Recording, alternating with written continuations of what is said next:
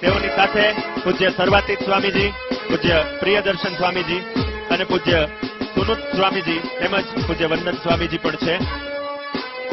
વિનંતી કરીશ પૂજ્ય સંત વલ્લભ સ્વામીજી અને પૂજ્ય ત્યાગ સ્વામીજીને કે તેઓ પોતાના પ્રિય ચરણો સ્ટેજ પર પધારી અને આ કાર્યક્રમને સાફલ્યપૂર્વક પાર પાડવા માટે આપણને સૌને ઉત્સાહ અને આપણને સૌને પ્રેરણા આપવા માટે પૂજ્ય ત્યાગ સ્વામીજીને વિનંતી કરીશ કે તેઓ સ્ટેજ પર પધારશે.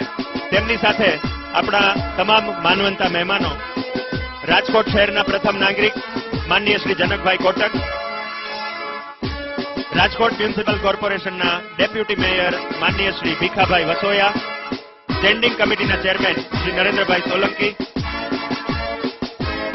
રાજકોટના અગ્રણી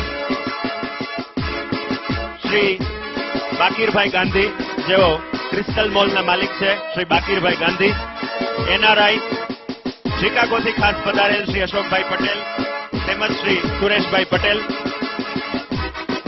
બાલાજી વેફર્સના સ્વાદથી કોણ પરિચિત નથી, તો એ બાલાજી વેફર્સના શ્રી ચંદુભાઈ વિરાણી.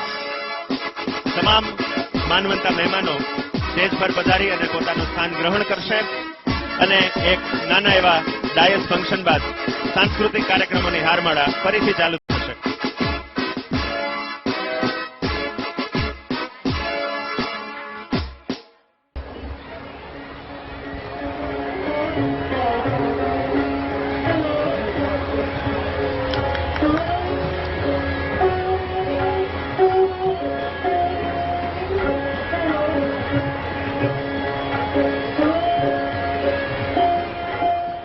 શ્રી જાણીતા ઉદ્યોગપતિ શ્રી ભરતભાઈ દોશીને તેઓ અત્રે પધારશે. આ ઉપરાંત ગોપાલ નમકીનના શ્રી મુકેશભાઈ, શ્રી પ્રફુલભાઈ હદવાણી અને બિપિનભાઈ હદવાણી, તેઓનું પણ આ કાર્યક્રમમાં ખૂબ ખૂબ સ્વાગત છે. પૂજ્ય સ્વામીજી કાર્યક્રમમાં પધાર્યા છે. છેલ્લા અનેક દિવસોથી તેઓ દિવસ રાત આ કાર્યક્રમ, નાના ભૂલકાઓની સફળતા વિશે ચિંતિત હતા. તેઓ શ્રી અત્રે પધાર્યા છે. સંપૂર્ણ નિખાલસ અને સ્વચ્છ વ્યક્તિત્વ ધરાવતા રાજકોટના કદાચ સૌથી જૂના કહી શકાય એવા સમાજસેવક અને હાલના રાજકોટ મ્યુનિસિપલ કોર્પોરેશનના મેયર શ્રી, રાજકોટ શહેરના પ્રથમ નાગરિક શ્રી જનકભાઈ કોટક સાહેબ આપણે સૌને પ્રેરણા, માર્ગદર્શન અને આપણા સૌનો ઉત્સાહ વધારવા માટે કાર્યક્રમમાં ઉપસ્થિત છે. આ ઉપરાંત શ્રી નરેન્દ્રભાઈ સોલંકી, ઉપસ્થિત વિવિધ ઉદ્યોગપતિઓ, સામાજિક અગ્રણીઓ, આપ સૌનું હું યોગીધામ ગુરુકુળ વતી આપ સૌનો મિત્ર પ્રોફેસર મેહુલ દવે આપ સૌનું વંદન કરું છું. કાર્યક્રમમાં હાર્દિક સ્વાગત કરું છું.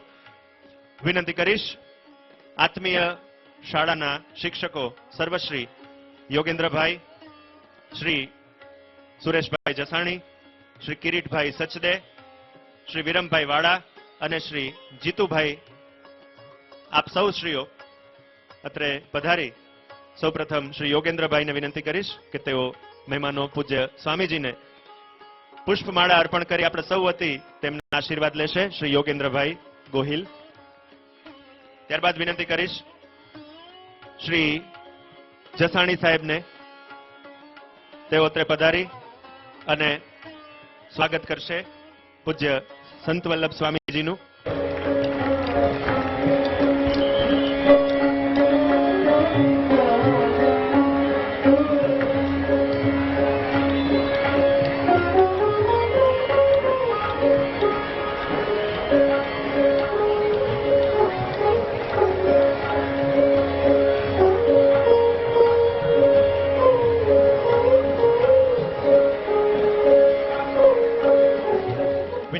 શ્રી કિરીટ સચદે સર, તેઓ અત્રે પધારી ઉપસ્થિત મહેમાનોને પુષ્પગુચ્છ અર્પણ કરી તેમનું સ્વાગત અને સન્માન કરશે.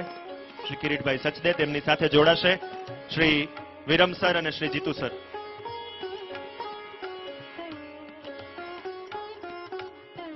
શ્રી વિરમભાઈને અને શ્રી જીતુભાઈને વિનંતી, તેઓ પણ મહેમાનોને પુષ્પગુચ્છ વડે આવકારશે આપણા સૌ વતી. શ્રી નરેન્દ્રભાઈ સોલંકી સાહેબ.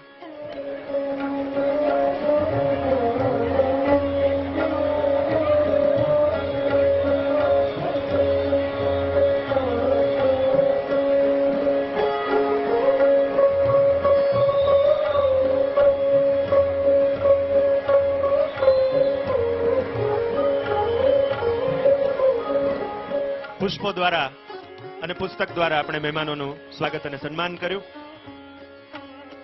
આજના આપણા કાર્યક્રમમાં ખાસ હરિધામથી પૂજ્ય સંત વલ્લભ સ્વામીજી પધાર્યા છે. પૂજ્ય ત્યાગ સ્વામીજી પણ ઉપસ્થિત છે. તો વિનંતી કરીશ પૂજ્ય ત્યાગ સ્વામીજીને તેઓ આશીર્વચન આપી અને આપણને સૌને માર્ગદર્શિત અને પ્રેરિત કરશે. પૂજ્ય ત્યાગ સ્વામીજી.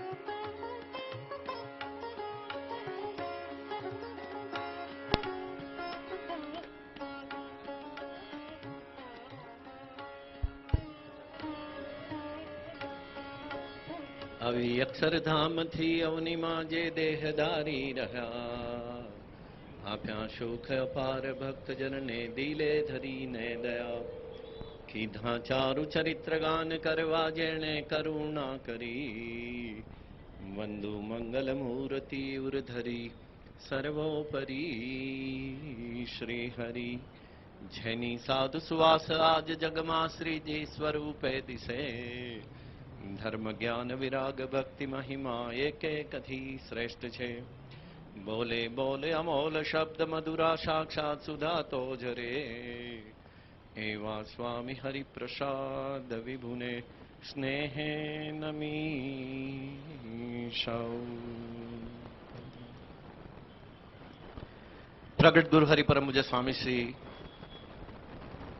હરિધામથી ખાસ પધારી આપણી વચ્ચે ઉપસ્થિત છે એવા આદરણીય સંતોરે પૂજ્ય સંત વલ્લભ સ્વામીજી, પૂજ્ય સર્વાતીત સ્વામીજી, સૌ સંતો, રાજકોટ મહાનગરના પ્રથમ નાગરિક અને આપણા સૌના લોકલાડીલા આત્મીય સ્વજન અને મેયર એવા આદરણીય શ્રી જનકભાઈ કોટક, ડેપ્યુટી મેયર શ્રી ભીખાભાઈ, આદરણીય આત્મીય સ્વજન અને સ્ટેન્ડિંગ કમિટીના ચેરમેન શ્રી નરેન્દ્રભાઈ, મંચસ્થ બિરાજમાન આત્મીય સ્વજનો આદરણીય શ્રી ભરતભાઈ, વાકીરભાઈ, ચંદુભાઈ, અશોકભાઈ, સુરેશભાઈ, ઉપસ્થિત સૌ વડીલો, વાલીઓ અને વાલા આત્મીય ભૂલકાઓ.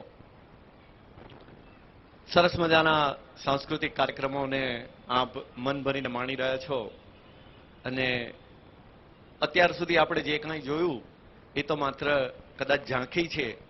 બાળકો એટલા બધા દિવસોથી મહેનત કરી અને એવા અદ્ભુત કાર્યક્રમો પ્રસ્તુત કરવા માટે એમણે તૈયારી કરી છે કે બાળકોની કલાને બિરદાવવા માટે આટલી વિશાળ સંખ્યાની અંદર સૌ ઉપસ્થિત છીએ. ત્યારે વિશેષ સમય ન લેતા એક બે નાનકડી વાત જ કરવી છે કે ગુરુહરિ સ્વામીશ્રીએ જે સંકલ્પ, આશીર્વાદ અને ભાવનાથી યોગીધામ ગુરુકુળનું નિર્માણ કર્યું છે એ આ નાના નાના ભૂલકાઓની અંદર એ સાકાર થયેલું આપણને જોવા મળે છે. એ સાકાર થયેલું જ્યારે આપણને જોવા મળે છે ત્યારે આવા કાર્યક્રમના માધ્યમથી આપણે જ્યારે એ નાના નાના ભૂલકાઓની કલાને માણીશું ત્યારે આપણને એનું ચોક્કસ દર્શન થશે. પરંતુ એ ઉપરાંતની કેવી નાનકડી એકાદ બે વાત તો સૌથી પહેલા મને યાદ આવે છે ભગવાન સ્વામિનારાયણના જીવનનો એ નાનકડો પ્રસંગ કે પોતે નાનકડી બાળ વયની અંદર પોતાના માતા પિતા ધર્મદેવ અને ભક્તિ માતા સ્વધામ વધારે છે. પછી એમનો સંકલ્પ હોય છે ગૃહત્યાગ કરી અને વન વિચરણ કરતા કરતા પોતે અહીંયા આવીને ગુજરાતમાં પશ્ચિમ ક્ષેત્રમાં આવીને વાસ કરવાનો હોય છે. ત્યારે એ એમનું એવું વૈરાગ્યમય જીવન જોઈ અને એમના ભાભી સુવાસિની ભાભી જ્યારે એમને સવાલ પૂછે છે કે ઘનશ્યામ, તું અમને મોટા થઈએ ને ભૂલી તો નહીં જાય ને, તો અમને છોડીને ક્યાંક જતો તો નહીં રહે ને? ત્યારે બાળ સહજ સ્વભાવે બાળ ઘનશ્યામ એમ કે છે કે ભાભી, આજે નહીં ક્યારેય પણ મારા યુગમાં જે કોઈ આવશે એને હું ક્યારેય ભૂલું એમ નથી અને ક્યારેય એને હું તરછોડી શકું એમ નથી. આવી અદ્ભુત જે ભાવના ભગવાને સ્વયં પ્રગટાવી અને એમણે અદ્ભુત એવા આશીર્વાદ આપ્યા કે મારા આશ્રિતને એક વીછીનું દુઃખ આવવાનું હોય તો મને રૂવાણે રૂવાણે કરોડ વીછીનું દુઃખ આવો, પણ મારો આશ્રિત એવો જે ભક્ત એ દુઃખ થકી મુક્ત થાવ. એના પ્રારબ્ધની અંદર રામપાત્ર લખેલું એને ભિક્ષા માંગીને ખાવું પડે એવું એનું ભૂંડું પ્રારબ્ધ હોય તો એ મને આવો, પણ એ અનવસ્ત્રે દુઃખી ન થાવ.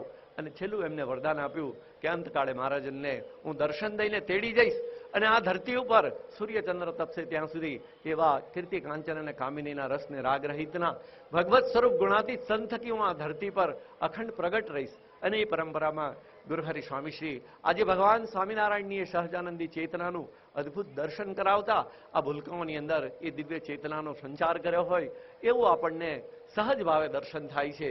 એ વેદ ઉપનિષદોની કે આપણા શાસ્ત્રોની જે વાત છે એ આપણે સાંભળી તો હોય છે, એ આપણે જાણી તો હોય છે, પરંતુ આ બાળકોમાં એ ભાવના જ્યારે જોઈએ છે ત્યારે આપણને જોઈને ખરેખર આનંદ થયા સિવાય રહેતો નથી. ભેગા મળીને કાર્ય કરવું, ભેગા મળીને જેને આપણે એમ કહીએ સહના ભવતું સહનૌ ભુનક્તુ સહવીર્યમ કરવા વહઈ, એ ભાવના આપણે શ્લોકમાં ગાઈએ તો છે, પણ આ ભૂલકાઓના જીવનની અંદર એ સાકાર થયેલી દેખાય છે.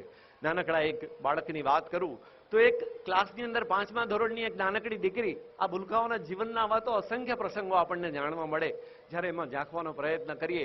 એ 5મા ધોરણની દીકરી એના મંથલી ટેસ્ટમાં એના ખૂબ ઓછા માર્ક્સ આવતા, 5 થી 10 ની વચ્ચે એના માર્ક્સ આવતા, ત્યારે એના ક્લાસની બીજી 23 દીકરીઓ સ્વામીશ્રી જે વાત કરે છે કોઈ આત્મીય બને કે ન બને, મારે આત્મીય બનવું છે, એ આત્મીયતાનો સાકાર કરાવતી હોય એવી 23 દીકરીઓ એમણે એવું નક્કી કર્યું કે રિસેસના ટાઈમની અંદર આપણી મિત્ર છે એ અભ્યાસમાં પાછળ છે, એને કદાચ ઓછું સમજાય છે, એને સમજતા વાર લાગે છે, તો રિસેસના સમયનો ઉપયોગ આપણે વારાફરતી જેને જે સબ્જેક્ટ વધારે સારી રીતે ફાવે એ આપણે એને શીખવવો છે. જેને શીખવાડવાની સેવાની જવાબદારી આવે એને એ દિવસે રિસેસમાં નાસ્તો કરવાનો ટાઈમ ન મળે, પણ એ મૂકીને પણ 3-4 દીકરીઓ ભેગી મળી અને એ દીકરીને સરસ રીતે શીખવાડે અને જેના ફળ સ્વરૂપે નેક્સ્ટ મંથલી ટેસ્ટ થયો ત્યારે એ દીકરી બધાની અંદર 20 કરતાં વધારે માર્ક્સ લઈ આવી, એનો કોન્ફિડન્સ અને ઉત્સાહ વધ્યો અને આજે ખૂબ સરસ રીતે અભ્યાસ કરે છે. આપણે વિચાર કરીએ તો આ એક આત્મીય સર્જન કે જેનું જે દર્શન છે એ ભગવાનની કૃપા કે ગુરુહરિ સ્વામીશ્રીના આશીર્વાદ સિવાય નાના બાળકોમાં આજે સમાજમાં અત્ર તત્ર સર્વત્ર જ્યાં જોઈએ ત્યાં ખેંચી સિવાય કાંઈ નથી, બીજાનું લઈ લેવાની ભાવના સિવાય કાંઈ નથી. ત્યાં એકબીજાના સુહૃદ બની, આત્મીય બની અને બીજાની સાથે આવો ભાવ પ્રગટાવો ક્યાંથી બની શકે. બીજી એવી જ ઘટના એક દીકરીઓના ક્લાસની અંદર જ બની કે વચનામૃત જયંતિનો દિવસ હતો અને મુખવાટની સ્પર્ધા રાખવામાં આવી હતી. દરેક ક્લાસની અંદર એ કોમ્પિટિશન કરતા આગળ એના રાઉન્ડ ચાલતા હતા. ત્યાં એ દીકરીને એમ થયું કે મારા ક્લાસમાં તો હું સારી રીતે બોલી શકું છું, પરંતુ કદાચ મારાથી એ ક્લાસ સ્ટેજ ઉપર જ્યારે મારે બોલવાનું થાય ત્યારે હું સ્ટેજ ઉપર નહીં બોલી શકું. એને સ્ટેજ ફિયર